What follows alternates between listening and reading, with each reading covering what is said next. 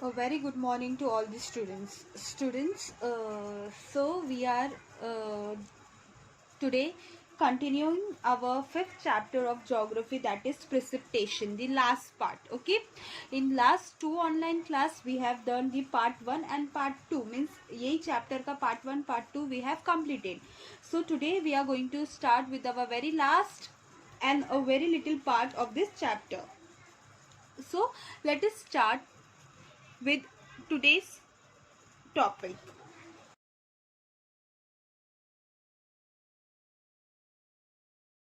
Students, can you see here one diagram is there? This is rain gauge. Okay, rain gauge means what? This is an instrument which is used to measure rainfall. Okay, ये instrument से हम लोग rainfall को measure करते हैं. So see here, this is one plywood. Okay, plywood, and this is called mound. Actually this spelling is wrong. Okay, ये spelling wrong है, तो this is MOUNT, mount. Okay, so this is bottle. Okay, this is funnel. Okay, and this is measuring jar. So इसका क्या use है, कैसे use किया जाता है, let us see. Okay, so actual this is measure, बोलते ना एकदम प्रॉपर मेजर करके लिया जाता है. ये 30 सेंटीमीटर हाइट पे ही रखा जाता है. ये जो प्लाईवुड है, माउंट है, दिस मतलब एक हाइट पे रखा जाता है. ओके, इसका हाइट 30 सेंटीमीटर के. So students, this is an important diagram from the exam point of view. Okay, ये डायग्राम को आपको अच्छे से याद करना है. The instrument that is used to measure rainfall is called rain gauge. Okay, so this is an instrument which is used to measure a rainfall. See figure 5.8. The funnel that is used in the rain gauge has a specific diameter.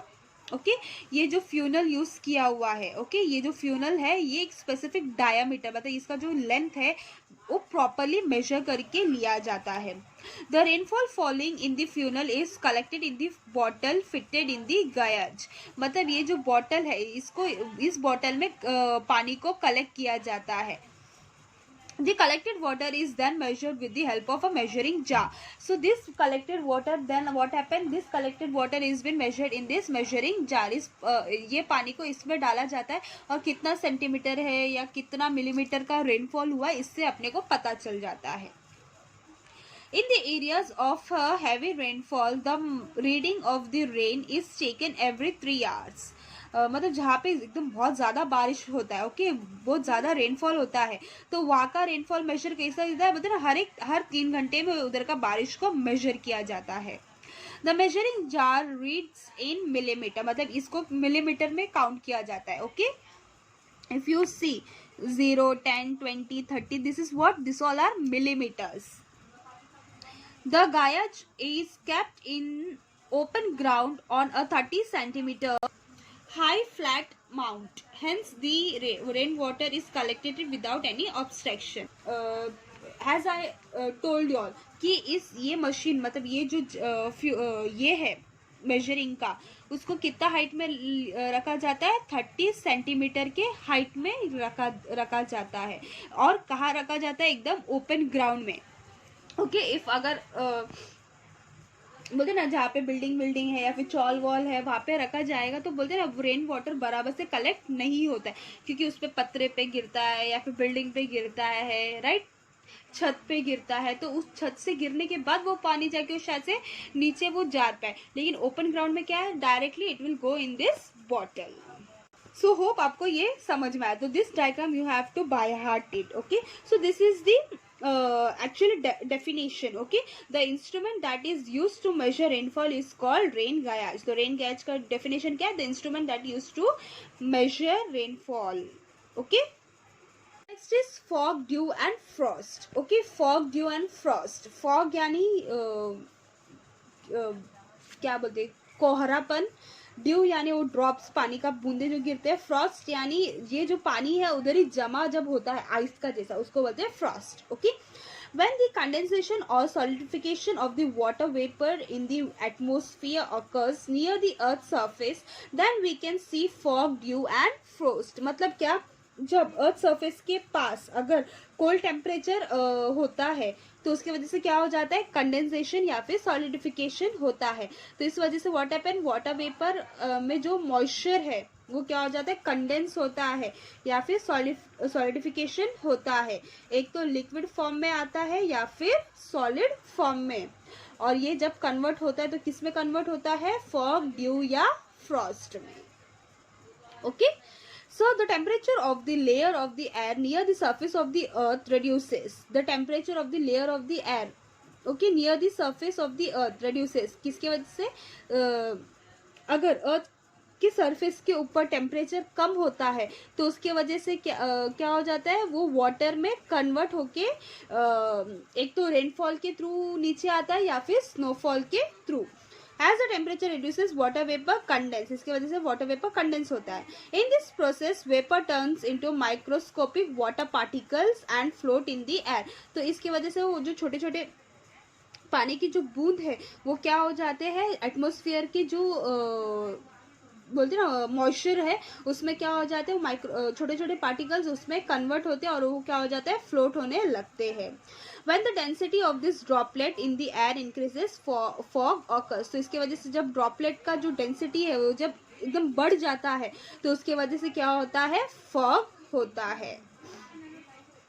When moisture laden air near the earth's surface come into contact with the very cold object, condensation of the vapor take place. मतलब moisture laden air मतलब earth surface की जो near में जब earth surface के contact में आता है तो क्या हो जाता है, ऑब्जेक्ट एकदम कोल्ड होता है। जैसे कि मेटेलिक ऑब्जेक्ट जब आपने देखा रहेगा लोखंड एंड और in winter season what happen, अगर आप टच करोगे तो उसमें देखो एक पसीना पसीना जैसे फिर पानी पानी जैसा लगता है, right. They turn into very small water droplets, वो क्या हो जाते हैं, छोटे छोटे वाटर ड्रॉपलेट्स में कन्वर्ट होते हैं। This water droplets stick into the surface of the cold object, this is called due. Due drops आपने पत्तों में देखा होगा या फिर कोई भी मेटेलिक रॉड में देखा रहेगा, ये सब बहुत ज्यादा विंटर सीजन में ही होता है। If the temperature of the air is less than 0 degrees Celsius, the water droplet stuck to the surface of the cold object freeze. This frozen water droplet is called frosts.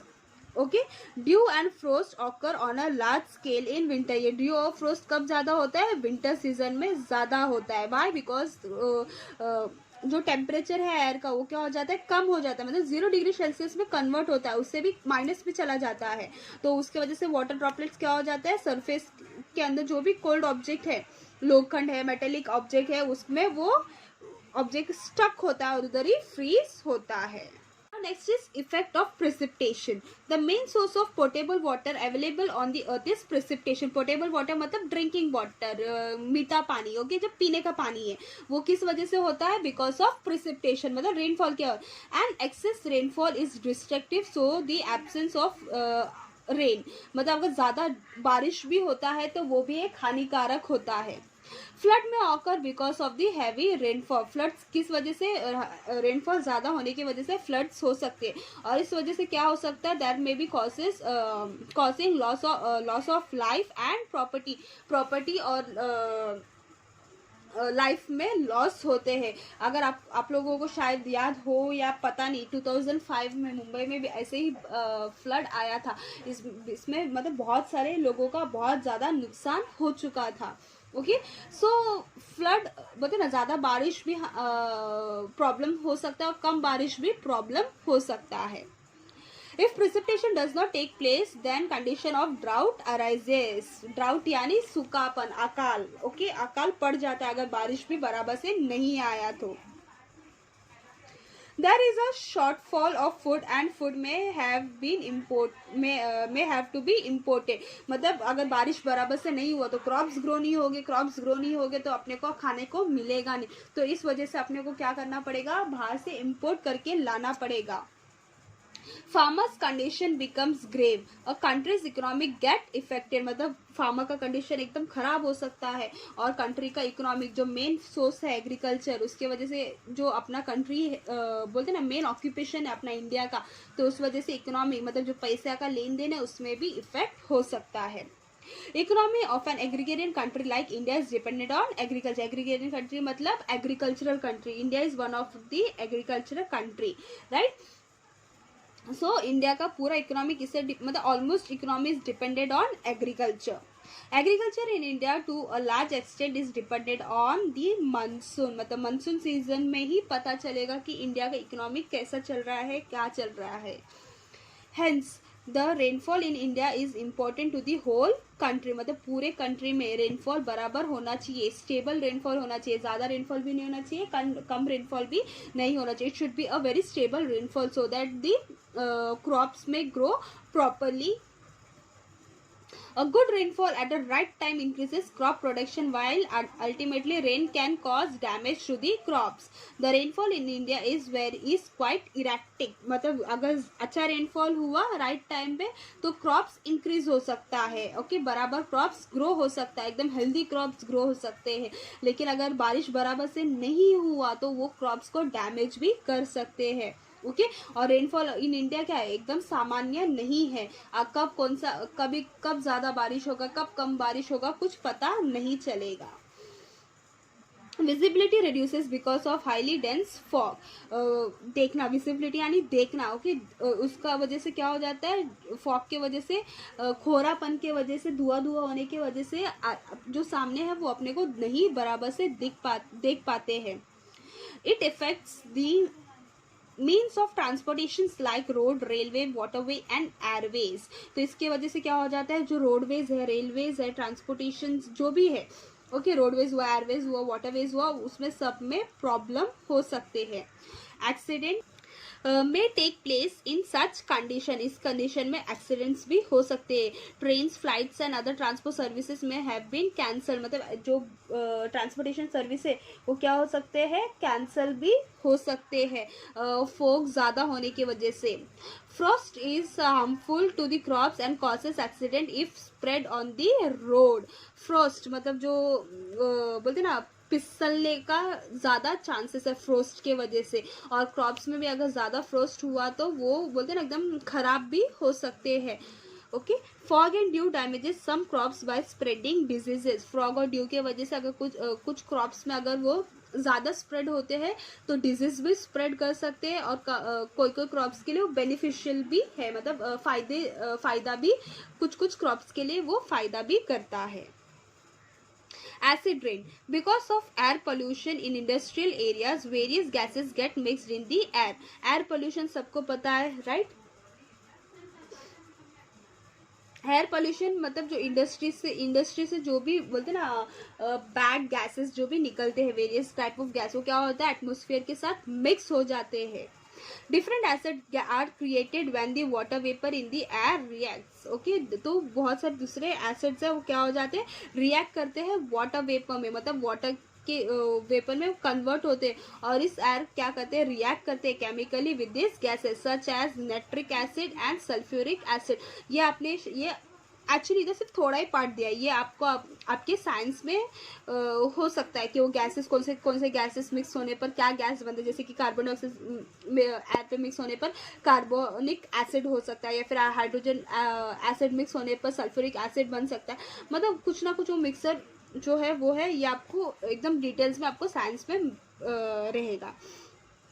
Precipitation of water with dissolved salt acid reach the ground. Such rainfall is called acid rain. मतलब जो ये gases के वजह से water vapour बने हैं, right. Gases के वजह से जो भी वाटर वेपर बने और वो जब कन्वर्ट होता है वाटर में, ओके, रेनफॉल में, तो जब वो ग्राउंड में गिरता है तो उसको बोलते हैं एसिड रेन, ओके. ये पूरा एकदम एसिडिक होता है. वाई? बिकॉज इट इज बोलते हैं ना fully mixture of chemical mix हो चुके हैं. This rain are harmful to the living organism as well as to the non living objects. ये रेनफॉल, ऐसा रेनफॉल क्या है, एकदम बोलते ना पॉइजनस हो सकता है अपने लिए भी, लिविंग ऑर्गेनिज्म है जैसे कि एनिमल्स हुए, प्लांट्स हुए, अपन हुए, और नॉन लिविंग थिंग्स के लिए भी ये हार्मफुल हो सकता है. So yeah we are done with this chapter. Hope आपको ये चैप्टर अच्छे से समझ में आ गया हो. प्रेसिपिटेशन, ओके ये बहुत अच्छा चैप्टर था जिससे अपने को बहुत सारी चीज़ समझने को मिल गया। स्नोफॉल कैसा होता है, राइट, हेल स्टोन्स कैसे बनता है, रेनफॉल कैसा होता है, रेनफॉल का मेजर करने का गैजेट क्या है, ड्यू कैसा होता है, फ्रॉग क्या होता है, फ्रोस्ट क्या होता है, right. So students, hope you have understood it. अगर कुछ डाउट है you can ask me till, और जो भी नोट्स मैं दे रही हूँ प्लीज़ कंप्लीट करो as soon as possible. Okay, so students take care, bye, be safe.